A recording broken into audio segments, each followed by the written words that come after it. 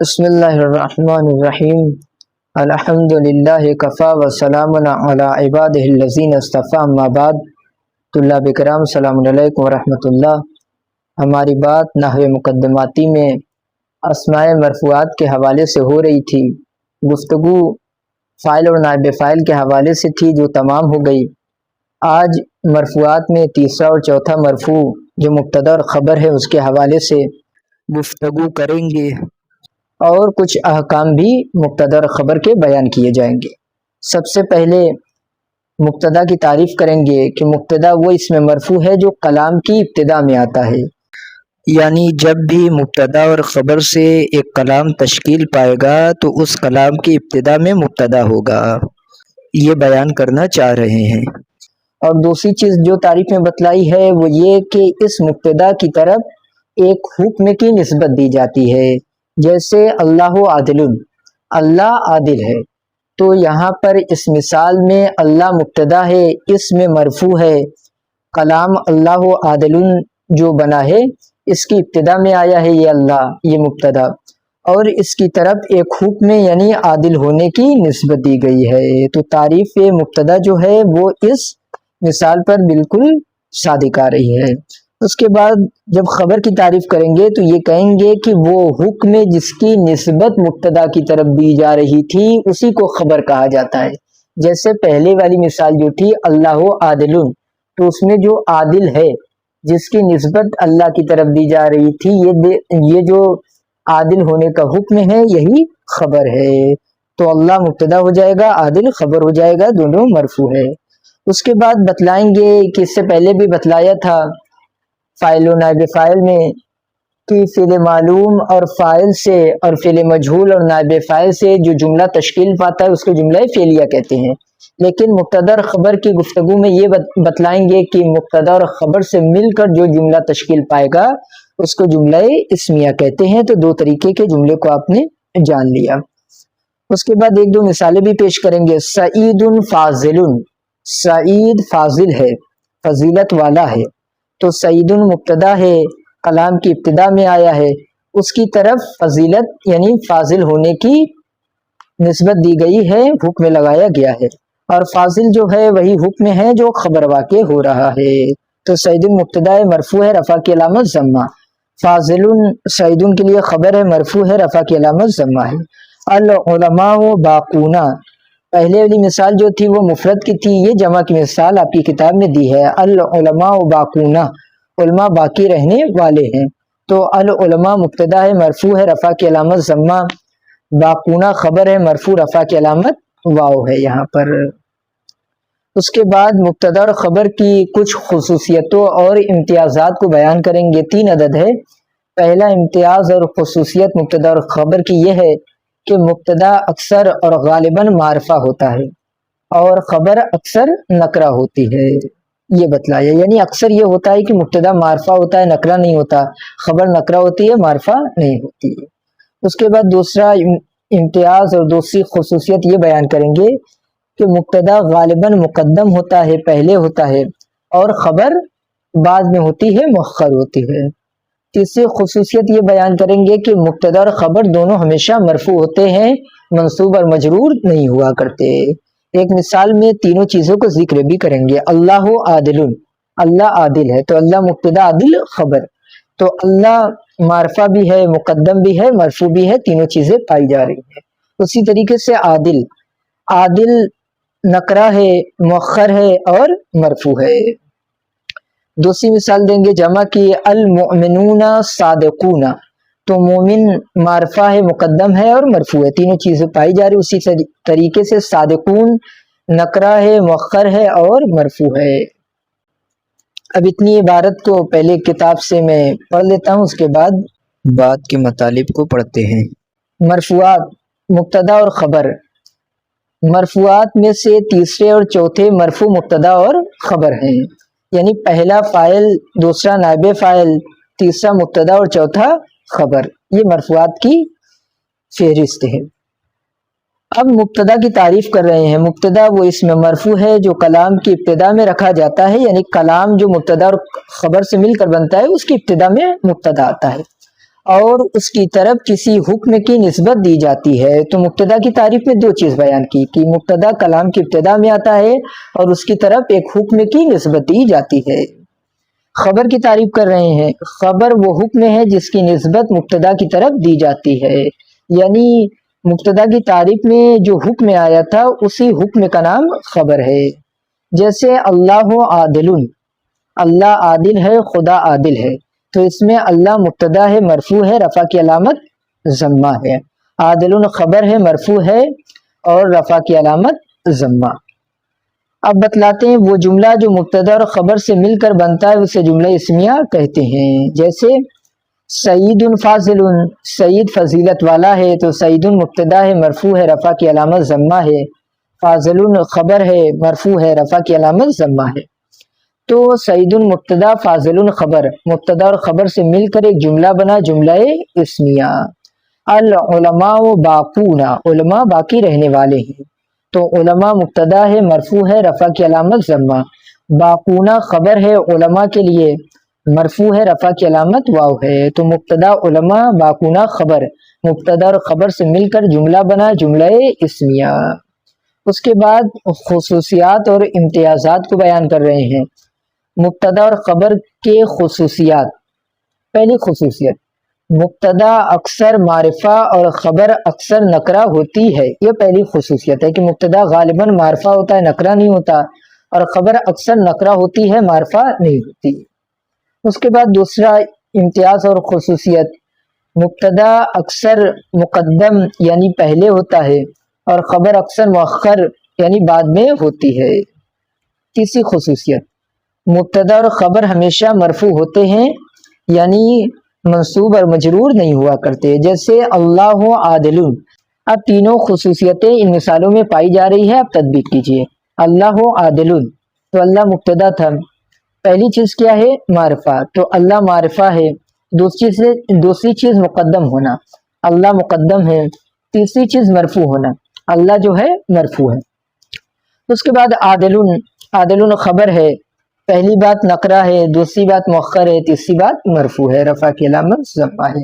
دوسری مثال جمع کی دے رہے ہیں، المؤمنون صادقون، مومن صادق یعنی سچ بولنے والے ہیں، تو یہاں پہ مومن مبتدا ہے، معرفہ ہے، مقدم ہے اور مرفوع ہے۔ اسی طریقے سے صادقون خبر ہے، نکرہ ہے، مؤخر ہے اور مرفوع ہے، رفع کی علامت واو ہے۔ اس کے بعد خبر کی اقسام کے حوالے سے گفتگو کریں گے کہ مبتدا کی جو خبر ہے اس کی کتنی قسمیں ہوتی ہے، تو بتلائیں گے کہ مبتدا کی جو خبر ہے اس خبر کی 3 قسمیں ہوا کرتی ہیں، اور اگر آپ غور کریں تو 3 نہیں وہ 6 قسمیں ہوا کرتی ہیں، کیونکہ ہر قسم کو 2 حصوں میں ڈیوائیڈ کر دیں گے، بانٹ دیں گے۔ پہلی قسم اس میں مفرد، اب اس میں مفرد میں بھی مشتق ہے جامد، اس کے بعد جملہ، جملے میں بھی 2 جملہ اسمیہ، جملہ فعلیہ، 4 ہو گئی۔ اس کے بعد شبہ جملہ، شبہ جملے میں جار مجرور 1، ظرف 2، یہ 6 قسمیں ہو جائیں گی خبر کی۔ اب اس میں مفرد کسے کہتے ہیں؟ آپ دیکھیے، یہ مفرد ایک ایسا لفظ ہے جو علم نحو میں متعدد چیزوں کے مقابلے میں آتا ہے۔ کبھی ہم کہتے ہیں مفرد تو اس سے مراد یہ ہوتا ہے کہ جو تثنیہ اور جمع نہ ہو، کبھی ہم کہتے ہیں مفرد یعنی جو مضاف اور شبہ مضاف نہ ہو، کبھی ہم کہتے ہیں مفرد یعنی جو جملہ اور شبہ جملہ نہ ہو۔ تو یہاں پہ مفرد سے مراد کیا ہے؟ جیسے میں مثال دوں سمجھنے کے لیے، جیسے ہم کہتے ہیں سکون، تو سکون کبھی شور و غل کے مقابلے میں ہوتا ہے کہ شور و غل نہیں ہے، سکون ہے، اور کبھی سکون جو ہوتا ہے حرکت کے مقابلے میں آتا ہے، تو اسی طریقے سے مفرد بھی ہے۔ تو یہاں جو اسم مفرد ہے، یہ اسم مفرد جملہ اور شبہ جملہ کے مقابلے میں آیا ہے۔ تو جب جملہ اور شبہ جملہ کے مقابلے میں اسم مفرد آیا ہے، تو اگر خبر تثنیہ یا جمع ہو تو اس کو بھی اسم مفرد کہا جائے گا، کیونکہ یہاں پہ اسم مفرد تثنیہ اور جمع کے مقابلے میں نہیں آیا ہے بلکہ جملہ اور شبہ جملہ کے مقابلے میں آیا ہے۔ اس کے بعد مشتق، مشتق کسے کہتے ہیں؟ مشتق اس کلمے کو کہتے ہیں جو دوسرے کلمے سے لیا جائے، جو دوسرے کلمے سے بنا ہو، جیسے عادل۔ عادل کیا ہے؟ وہ عدل سے بنا ہے، بالواسطہ عدل سے بنا ہے، لہٰذا چونکہ دوسرے کلمے سے بنا ہے اس وجہ سے اس کو مشتق کہتے ہیں۔ جامد کسے کہتے ہیں؟ جامد اس کلمے کو کہتے ہیں جو دوسرے کلمے سے نہ لیا گیا ہو، نہ بنا ہو، بلکہ اس کو ابتداءً حروف تہجی یعنی الف با تا سے بنایا گیا ہو، جیسے اسد۔ اب ایسا نہیں ہے کہ اسد سے پہلے کوئی کلمہ آسد یا اسید وغیرہ ایسے کوئی کلمہ تھا جس سے یہ اسد بنا، بلکہ اسد کو حروف تہجی میں سے الف کو لیا، سین کو لیا، دال کو لیا اور ایک کلمہ بنایا اسد، تو اس کو جامد کہتے ہیں۔ اس کے بعد جملہ اسمیہ، جملہ فعلیہ، فعل و فاعل سے جو جملہ بنے گا اس کو جملہ فعلیہ کہیں گے، مبتدا اور خبر سے جو جملہ بنے گا اس کو جملہ اسمیہ کہیں گے۔ 4 قسمیں ہو گئی۔ اس کے بعد شبہ جملہ، شبہ جملہ یعنی وہ جملہ تو نہیں ہوتا لیکن جملے کے حکم میں ہوتا ہے، جیسے جملہ محلی اعراب رکھتا ہے تو شبہ جملہ کا اعراب بھی محلی ہوتا ہے۔ اب شبہ جملہ میں کیا کیا چیزیں آتی ہیں تو بتلائیں گے 2 چیزیں، جار مجرور وہ آ جائیں گے جیسے فی الدار، فی البیت وغیرہ۔ اس کے بعد ظرف، ظرف سے مراد ہر وہ اسم ہے جو کسی زمان یا مکان پر دلالت کرے، جیسے علی فوق الکرسی، تو فوق ایک ایسا اسم ہے جو اوپر ہونے پہ دلالت کرتا ہے، تو اوپر ایک جگہ ہے تو جگہ پہ دلالت کر رہا ہے، جیسے اوپر ہونا، نیچے ہونا، دائیں بائیں، وقت ہو گیا، تو ہر وہ اسم جو کسی زمانے پر یا مکان پہ دلالت کرے اسے ظرف کہا جاتا ہے۔ تو یہ 6 قسمیں ہو گئی مبتدا اور یہ 6 قسمیں ہو گئی خبر کی۔ اب میں ان مطالب کو عبارت سے پڑھتا ہوں۔ اقسام خبر، جملہ اسمیہ میں خبر 3 صورتوں میں استعمال ہوتی ہے، یعنی جب بھی مبتدا اور خبر سے جملہ تشکیل پائے گا تو اس میں جو خبر ہوگی اس کی 3 صورتیں، اس میں مفرد، جملہ اور شبہ جملہ، یعنی 3 قسمیں انہوں نے بیان کر دی ہے۔ اب ہر ایک قسم کی 2 قسمیں کریں گے، گویا خبر کی 6 قسمیں ہو جائے گی۔ اب پہلی قسم ہے اس میں مفرد۔ اس میں مفرد سے مراد کیا ہے؟ اگر کوئی پوچھ لے تو آپ کہیں گے اس میں مفرد سے مراد جو جملہ اور شبہ جملہ نہ ہو، یعنی اگر تثنیہ خبر ہو، جمع خبر ہو تو اس کو بھی آپ اس میں مفرد کہیں گے، ایسا نہ ہو کہ اس میں مفرد نہ کہے۔ جیسے اب اس میں مفرد کی بھی 2 قسمیں ہیں، مشتق، جامد۔ مشتق جیسے علیون عادلون، تو یہاں پہ عادل اس میں مفرد ہے، مشتق ہے، علیون مبتدا، عادلون جو ہے اس میں مفرد ہے اور مشتق ہے۔ اور اسی طریقے سے جامد کی مثال علیون اسدن، علی کیا ہے؟ اسد یعنی شیر ہے، تو علی مبتدا، اسد کیا ہے؟ خبر ہے۔ اب خبر میں بھی اس میں مفرد ہے اور جامد ہے۔ اسی طریقے سے دوسری صورت جو تھی وہ جملے کی تھی۔ جملے بھی 2 قسم کے ہوتے ہیں، جملہ اسمیہ، جملہ فعلیہ۔ تو سب سے پہلے جملہ فعلیہ جو مبتدا اور خبر سے بنتا ہے، علی ینجح، تو علی کامیاب ہے، تو علی مبتدا، ینجح فعل ہوا فاعل، فعل و فاعل مل کے یہ جملہ فعلیہ بنے گا، اور یہ پورا جملہ فعلیہ علیون کے لیے خبر واقع ہو رہا ہے۔ یہ جملہ فعلیہ کی مثال تھی، علی کامیاب ہوگا۔ تو کہہ رہے ینجہو فعل مضارع اور ایک ہوا اس میں پوشیدہ ہے جو فاعل ہے کہ جو مجموعی طور پر ایک جملہ فعلیہ کو بناتا ہے، یعنی ینجہو فعل ہوا فاعل مل کے جملہ فعلیہ بنا جو علیون کے لیے خبر واقع ہو رہا ہے۔ اور دوسرا جملہ، جملہ اسمیہ، جیسے علی ابو ہو عالم، تو ابو ہو، ابو مضاف، ہو مضاف الیہ، یہ مبتدا ہو گیا، عالم جو ہے ابو کے لیے خبر ہو جائے گا۔ اب ابو ہو عالم مبتدا خبر مل کے یہ پورا جملہ اسمیہ بنا۔ اب یہ پورا جملہ ابو ہو عالمون، یہ پورا جملہ اسمیہ علیون کے لیے خبر ہوگا۔ دیکھیے یہاں پہ خبر جو ہے وہ پورا جملہ اسمیہ ہے، علی مبتدا، ابو عالم خبر، علی اس کا باپ عالم ہے۔ اب کہہ رہے ہیں ابو ہو عالم ایک جملہ اسمیہ ہے کیونکہ ابو ہو مبتدا اور عالم اس کی خبر ہے، اور یہ جملہ اسمیہ علی کے لیے خبر واقع ہوا ہے۔ اس کے بعد شبہ جملہ، شبہ جملہ یعنی جو جملہ تو نہیں ہے لیکن جملے جیسا، یعنی جملے کا حکم رکھتا ہے۔ اور شبہ جملہ میں بھی پہلی چیز جار اور مجرور۔ علی فی الدار، علی گھر میں ہے، تو علی مبتدا ہو جائے گا، مرفوع رفع کی علامت ضمہ، فی الدار، فی حرف جر، دار مجرور، جار مجرور متعلق عامل مقدر سے یہ خبر ہوں گے، علی کے لیے محلن مرفوع واقع ہوں گے۔ علی مبتدا، فی الدار خبر، علی گھر میں ہے۔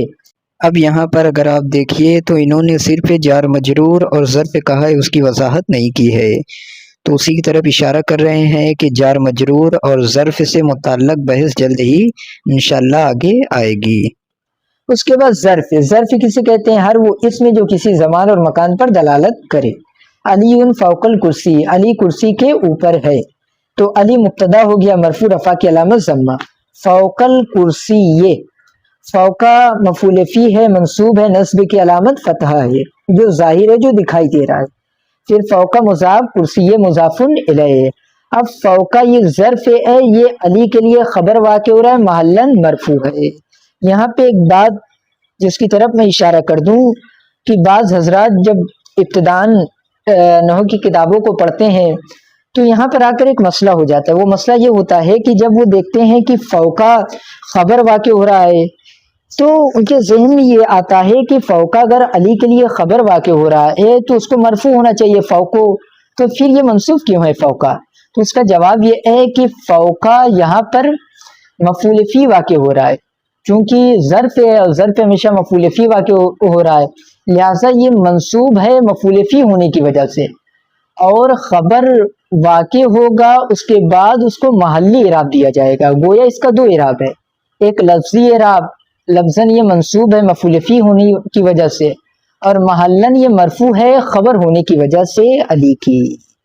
اس کے بعد ایک اہم نقطہ بیان کریں گے وہ یہ کہ جملہ اور شبہ جملہ کا جو حکم ہوتا ہے وہ مبنی کلمات کا حکم ہوا کرتا ہے، یعنی جس طریقے سے تمام کے تمام کلمات مبنی کا اعراب محلی ہوتا ہے اسی طریقے سے جملہ اور شبہ جملہ کا اعراب بھی محلی ہوگا. اسی وجہ سے فوقا کو بھی میں نے کیا کہا تھا؟ محلن مرفوع. بتلاتے ہیں اہم نقطہ، جملہ اور شبہ جملہ مبنی کلمات کے حکم میں ہوتے ہیں لہٰذا ان کا اعراب محلی ہوگا. اس بنا پر دو جملے ینجہو اور ابو ہو عالم اور دو شبہ جملہ فدار اور فوق الکرسی خبر ہے اور محلن مرفوع ہے لفظاً مرفوع نہیں ہے. اس کے بعد مبتدا اور خبر کے درمیان مطابقت کے احکام کو بیان کریں گے کہ آیا مبتدا اور خبر کے درمیان مطابقت لازم ہے یا لازم نہیں ہے. یعنی کیا؟ یعنی اگر مبتدا مذکر ہے تو خبر بھی مذکر ہو، مبتدا مؤنث ہے تو خبر بھی مؤنث ہو، اسی طریقے سے مبتدا واحد ہے تو خبر بھی واحد ہو، مبتدا تثنیہ ہے تو خبر بھی تثنیہ ہو، مبتدا جمع ہے تو خبر بھی جمع ہو. تو اس طریقے سے عدد اور جنس میں مطابقت ضروری ہے یا ضروری نہیں ہے. تو بتلائیں گے خبر کی 6 قسموں میں سے اگر خبر مشتق ہوگی تو مطابقت لازم ہوگی، لیکن اگر خبر مشتق نہ ہو مثلا جامد ہو تو اس صورت میں مطابقت لازم نہیں ہے، مطابقت نہیں ہوگی. بتلاتے ہیں مبتدا اور خبر میں مطابقت، جب بھی خبر مشتق ہوگی تو عدد میں اور جنس میں مبتدا سے مطابقت کرے گی. یعنی عدد میں یعنی کیا؟ یعنی مفرد تثنیہ اور جمع میں، جنس میں یعنی کیا؟ یعنی مذکر اور مؤنث ہونے میں. مثال دے رہے ہیں التلمیذ مجد، التلمیذان مجدان، التلامیذ مجدون. تو یہاں پہ ان تینوں مثالوں میں اگر آپ غور کریں تو ہماری خبر مشتق ہے، مجد یعنی اس میں فاعل مشتقات میں آتا ہے، مجد، مجدان، مجدون. یہ تینوں مثالوں میں خبر جو ہے وہ مشتق ہے، لہٰذا مبتدا اور خبر میں مطابقت عدد کے لحاظ سے بھی ہو رہی ہے اور جنس کے لحاظ سے بھی ہو رہی ہے. یعنی چونکہ مبتدا مذکر ہے تو خبر بھی مذکر ہے، یعنی تلمیذ مذکر ہے تو مجد بھی مذکر ہے.